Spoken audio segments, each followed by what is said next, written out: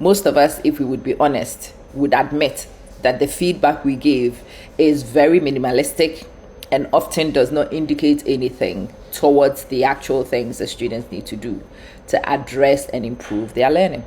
So, learner-generated feedback was something that was gaining traction and I became very interested in. How do we get learners to self-generate feedback? Where would they get the skills from? What information would they base this on? And the emergence of gameful learning, especially gameful formative assessment tools. I can name a few for you to explore. You can check out quizzes, you can check out Bluecat, there is Quizlet Live, Quizalize. There are so many of them and even more emerging, turned up on the scene, and they changed everything. These tools allow you to put questions and for students to play, and for some to win. And in the case of Bluecat, and now other people in the industry are following, allow students to steal points from other places and to take gold coins from other places. When Bluecat launched that, it was game transforming.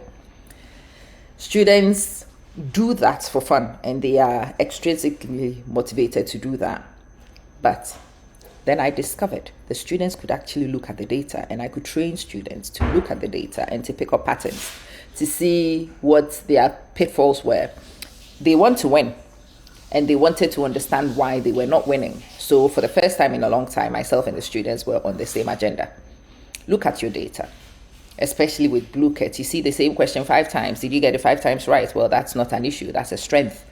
Did you see a question 4 times? Did you get it 3 times wrong? Well, that suggests it's a gap. Maybe the one time you got right was a fluke. Have a look at the pattern of questions. Are you getting all the definition questions wrong?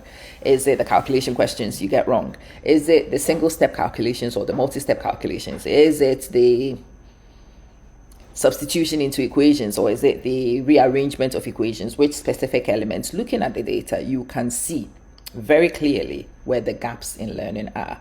And so students were guided in that sequence to identify their own gaps under my supervision and guidance. And after 6-8 weeks, they actually become very capable of doing this with very, very little assistance from anybody else.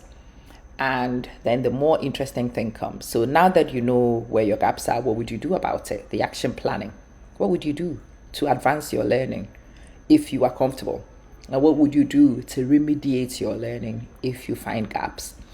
And it is a game changer, really. Now, this is the basis of my research: gameful formative assessments for learner-generated feedback.